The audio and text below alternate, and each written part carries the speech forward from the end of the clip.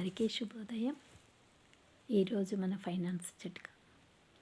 ముందు లేవగానే బాగా డబ్బున్నవాడిని, సంతోషంగా ఉన్నాను, ఆరోగ్యంగా ఉన్నాను, దయగలవాడిని అని మీకు మీరు యూనివర్స్ను గట్టిగా అడగండి.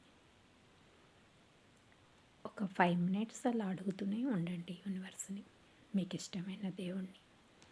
మనసులో ఎలాంటి చెడు ఆలోచనలు లేకుండా అడుగుతూ ఉండండి. మనకు ఆ రోజంతా అలా గడిచిపోతుంది.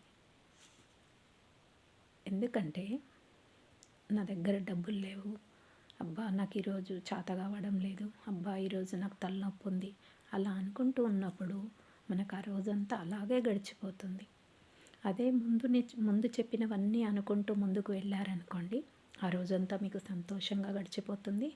చూడండి, ఆ సంతోషంలో ఆ రోజు మీరు ఎంత మిగిలిచ్చారో ఆ డబ్బును పక్కకు ఉంచండి.